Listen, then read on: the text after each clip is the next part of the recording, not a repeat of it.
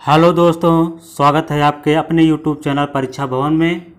दोस्तों, आज की इस वीडियो में हम लोग देखेंगे पर्यावरण एवं पारिस्थितिकी का चौथा क्लास, जो कि आपके UP TET, C TET, super TET, जो भी अदर एग्ज़ाम है जहाँ पर भी पर्यावरण पूछता है उसके लिए बहुत ही इम्पोर्टेंट क्वेश्चन है। तो इस नोट्स में बहुत ही संक्षिप्त और बहुत ही कम शब्दों में ज़्यादा से ज़्यादा एग्ज़ाम से संबंधित क्वेश्चन देने का प्रयास किया गया है। तो वीडियो शुरू से लेकर अंत तक ज़रूर देखिए, क्योंकि ये आपके एग्ज़ाम के लिए बहुत ही इम्पोर्टेंट है। एक बार जब आप एग्ज़ाम दे के आएंगे और देखेंगे तो हाँ, तब आप विश्वास करेंगे। ठीक, तो चलिए देखते हैं। तो भारतीय मिट्टी के प्रकार, भारतीय मिट्टी के प्रकार, दोमट मिट्टी जिसको क्या कहते हैं, जलोढ़ मिट्टी, दोमट मिट्टी जिसको हम लोग क्या कहते हैं, जलोढ़ मिट्टी, काली मिट्टी, लैटेराइट मिट्टी, लाल मिट्टी, मरुस्थली मिट्टी, क्षारीय मिट्टी,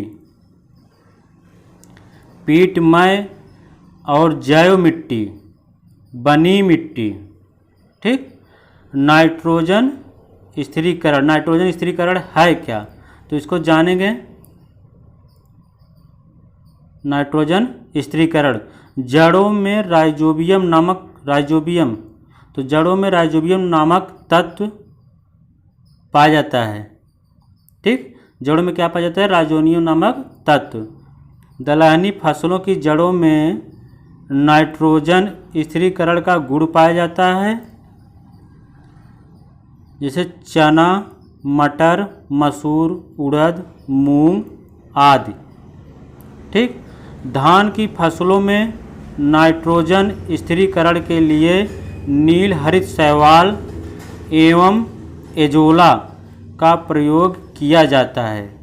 धान की फसलों में नाइट्रोजन स्थिरीकरण के लिए नील हरित शैवाल एवं एजोला का प्रयोग किया जाता है।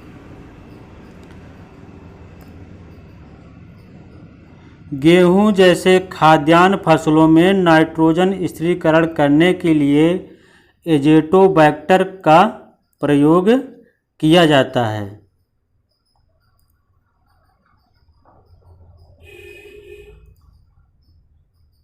नील हरित शैवाल या एजोला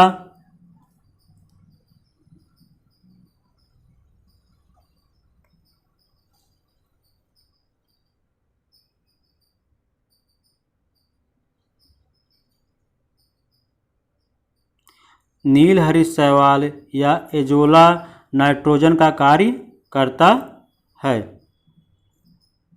अगला देखते हैं।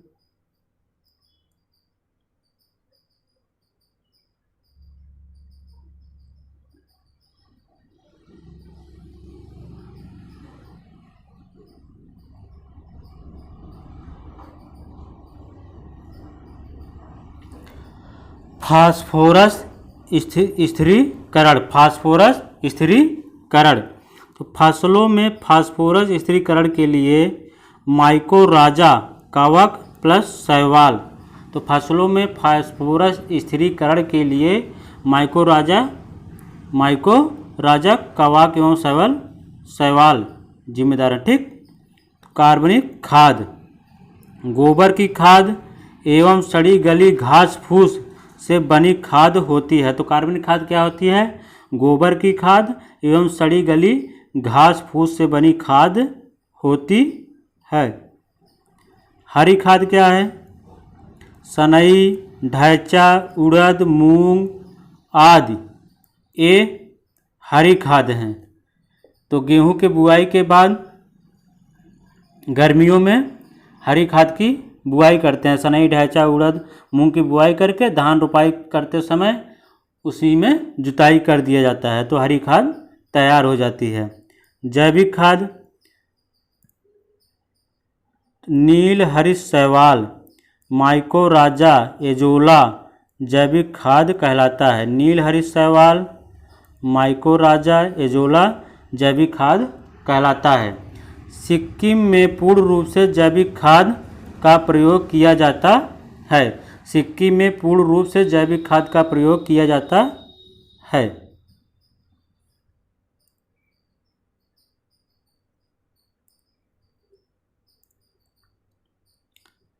अगला है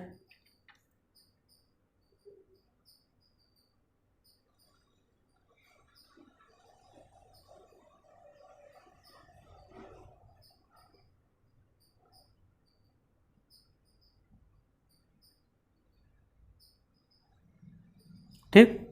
अगला है वायुमंडल।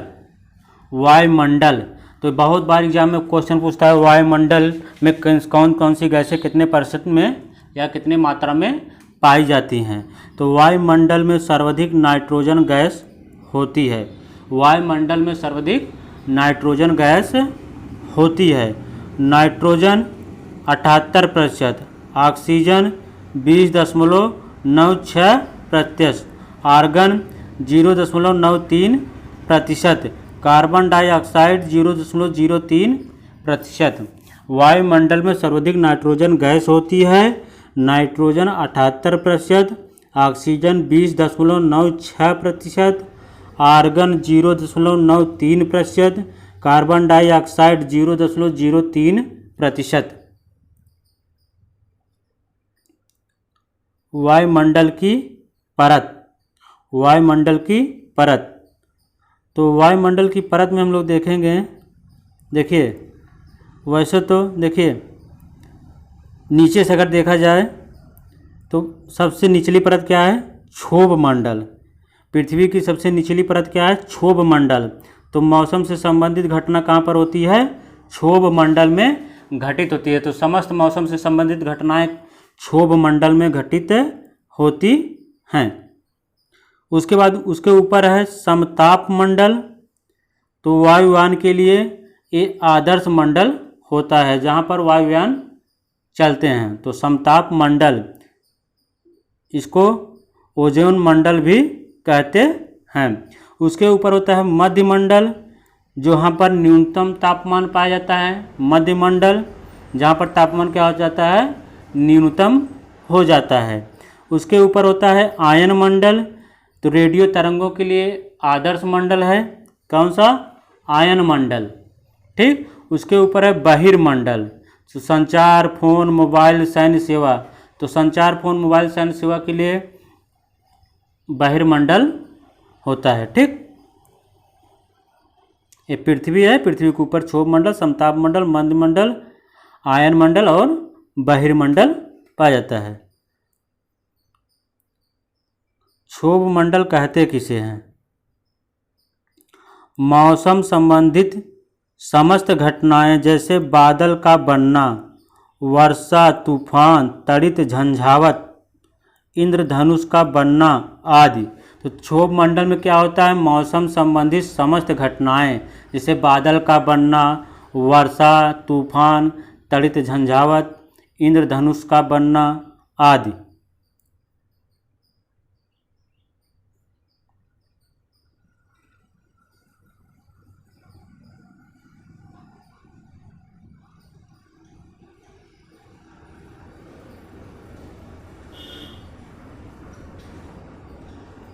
अगला है समताप मंडल। समताप मंडल को क्या कहते हैं, O3 ओजोन परत पाई जाती है। O3 ओजोन परत पाई जाती है। वायुयान के लिए आदर्श दशा इसी मंडल में होता है। समताप मंडल, O3 ओजोन परत पाई जाती है।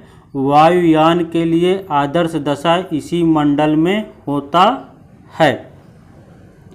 मध्य मंडल, सबसे निम्न तापमान इसी मंडल में पाया जाता है। मध्य मंडल, सबसे निम्न तापमान इसी मंडल में पाया जाता है।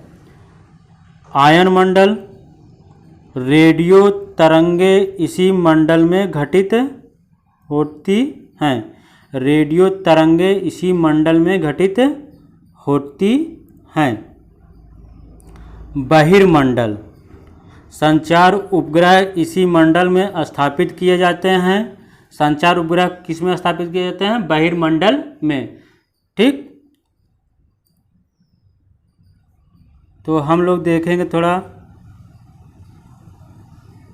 दिखाई दे रहा होगा।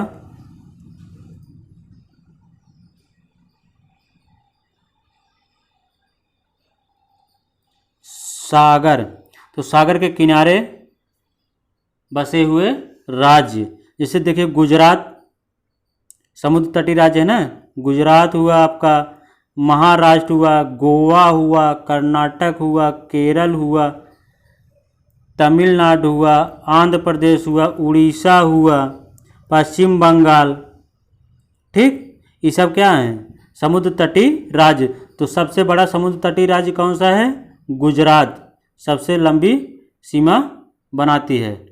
तो ये भारत है ना।